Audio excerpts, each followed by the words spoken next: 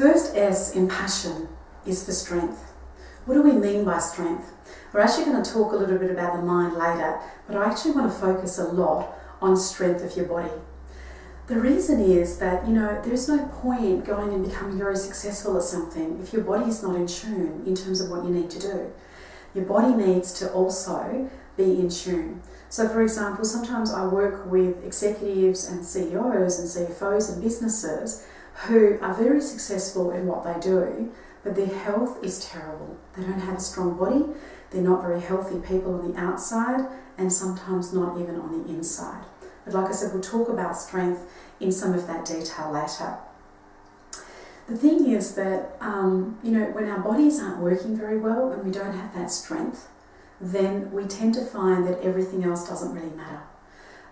Nothing else really tends to line up. And if we want to live a passionate life, if you want to be able to be fantastic at your passion, you really also need to have some passion and focus on this S of strength in your body. The average age that we talk about and we hear about is around the early 80s for men, and women live another couple of years longer.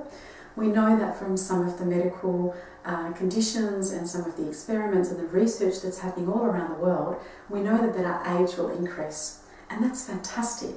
But it's not just about the age, it's also about the quality. So as we get older, we become less mobile. So we want to be able to work on our body, whatever age we are, and we want it to be able to make it strong. Have you ever had a time where your body's just not worked for you? I'm a relatively healthy person, but I've had times where I've pulled my back. I remember this one particular time when I went to pick up my young son and I pulled my back.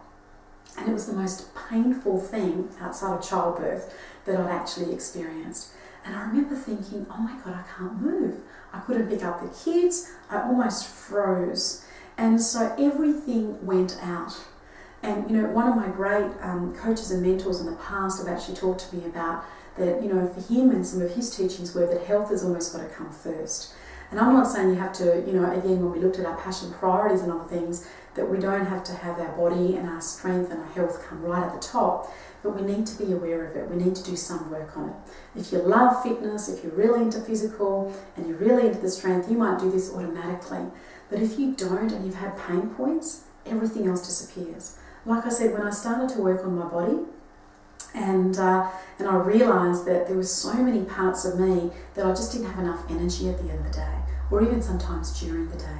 And so much of that is about getting the right exercise, putting the right nutrition, and being able to do that.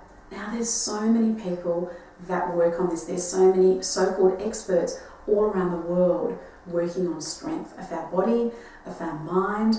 There's so many experts telling us what to eat, what to exercise. But unfortunately, a lot of the stuff that's around is also crash diets, crash exercise regimes.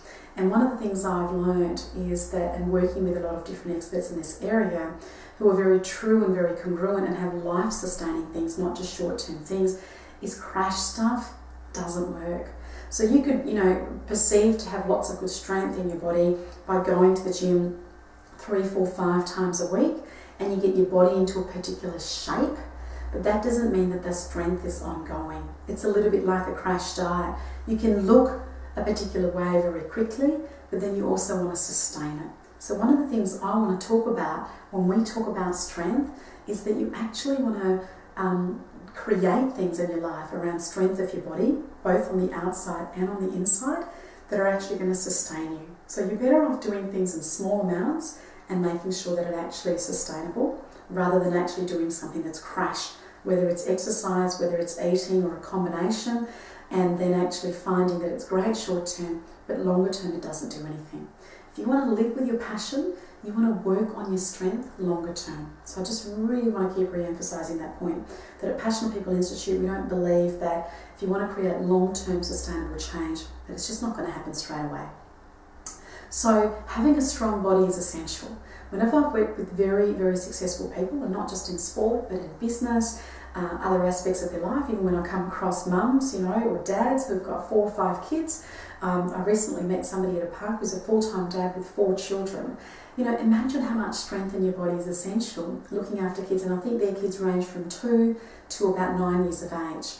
I mean, you need a lot of strength in your body to be able to carry that stuff through. And one of the things is you've got to find a form of exercise that you love. And that's a bit of a trial and error. I know that when I was younger, I was surrounded by people who are really into physical. A number of my friends are right into physical, where they go to the gym a lot. Some of them play a lot of team sports. And that was really never my thing once I got into my 20s and my 30s. And so some of it was a bit of a trial and error thing. For example, I don't really enjoy strenuous exercise. So you might find that there's a form of exercise that you love. You might love strenuous exercise. You might love running. You might love doing weights. You might, love doing yoga. I mean, yoga is one thing that I have found through a lot of trial and error that I really like. And I like a relatively strenuous form of yoga, not a very passive sort of form of yoga. So, Ashtanga or hot power, which is done in the heat, so that I get a lot of exercise, but I feel like it's very gentle for me.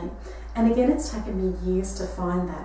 So I think some of it's about experimenting in terms of what works for you, and doesn't work for you.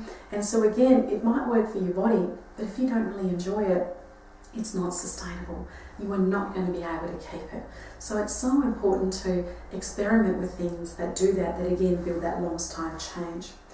One of the things that I also wanted to share with you is when you're surrounded by people, what we tend to do is sometimes start living by other people's priorities.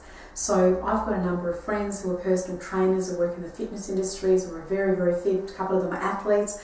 One of my really inspiring friends is a Paralympic athlete, and she's won a number of gold medals. And so when I'm surrounded by her, I'm inspired by her, and I want to do what she does, and she's not in a wheelchair or anything. She's almost fully able, but she's a runner. And when I've exercised with her, I've often not felt good enough. And so again, when you're working on your strength, you actually, as a result of exercise, you actually want to feel good. You actually want to feel better than what you did, because exercise releases all sorts of endorphins. So we want to create strength that makes us feel good. And when we know it makes us feel good, we're likely to keep doing it. And again, doing things in small steps. So we want to talk about and create strength in your body so that you're able to match that in doing that.